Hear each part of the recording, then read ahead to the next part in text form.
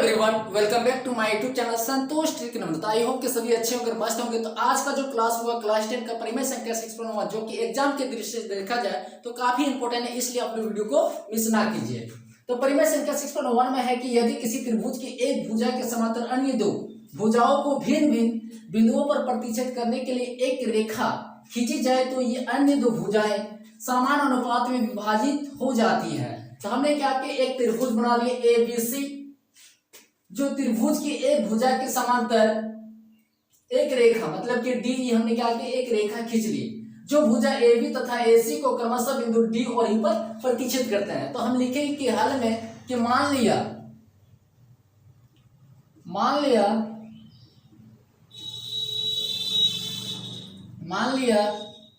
कि A B C एक त्रिभुज है,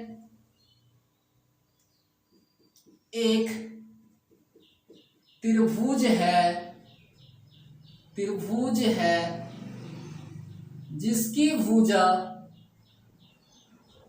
BC के समांतर DE एक रेखा BC के समांतर DE एक रेखा खींची गई है जो भुजा AB तथा AC को क्रमशः बिंदु D और E पर प्रतिच्छेद करते हैं। जो भुजा AB तथा AC को क्रमशः बिंदु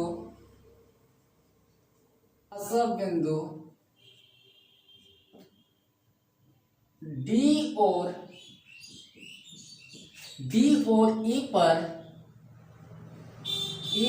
पर प्रतिच्छेद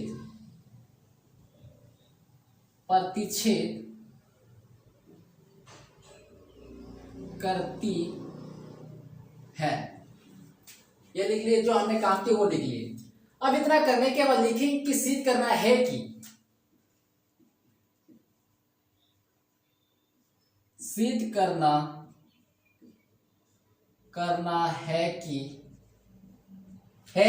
AD बटा DB बराबर AE बटा AC, AD बटा DB बराबर AE बटा AC, ये हमको सिद्ध करना है। तो सिद्ध करने के लिए हमको सबसे पहले क्या करना पड़ेगा, रचना भी करना पड़ेगा। तो लिखेंगे कि रचना बिंदु B को E से मिला दिए और बिंदु C को D से मिला दिए। तो लिखें कि बिंदु B को E से तथा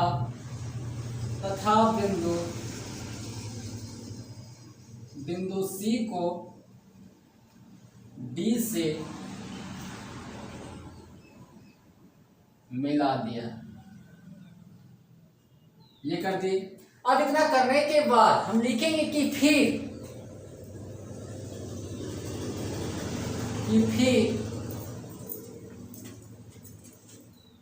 इसको मान लेते हैं M, इसको मान लेते हैं N। तो लिखेंगे कि फिर EM लंब किस पे है, AB पे। EM लंब AB तथा DN लंब किस पे है, AC पे। DN लंब AC, ये कर दिए। अब इतना करने के बाद लिखेंगे कि परिमाण एरिया ऑफ त्रिभुज। तो हमको लाना है क्या, AD बटा DB। तो लिखेंगे परिमाण की एरिया ऑफ त्रिभुज ADE। तो त्रिभुज का क्षेत्रफल क्या होता है, 1/2 गुना आधार गुना ऊंचाई। तो लिखेंगे कि 1/2 इस त्रिभुज के लिए आधार क्या होगा, AD होगा, AD लिखेंगे। ऊंचाई क्या होगा, EM होगा, EM लिखेंगे। ये कर दिए।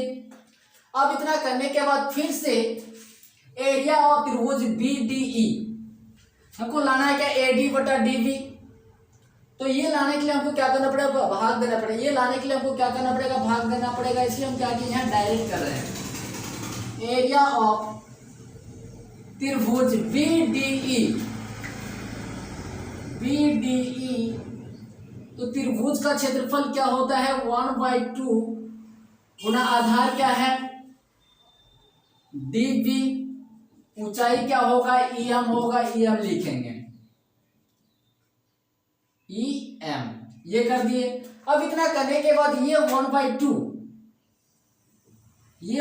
कट जाएगा, ये भी कटेगा, EM कट जाएगा।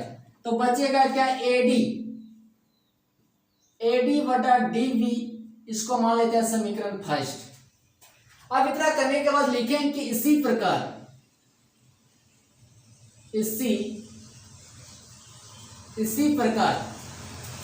कि एरिया ऑफ त्रिभुज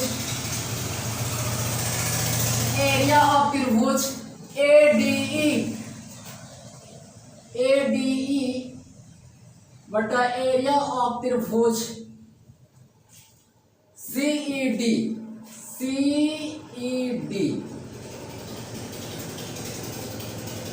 बराबर क्या लिख सकता है कि AE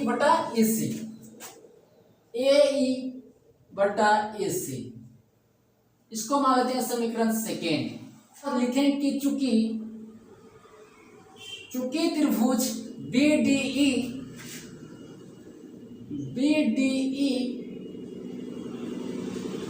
तथा त्रिभुज CED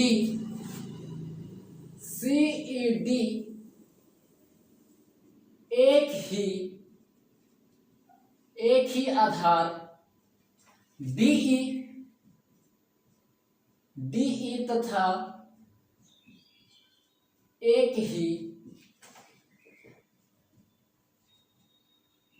एक ही समांतर रेखा DE तथा BC के बीच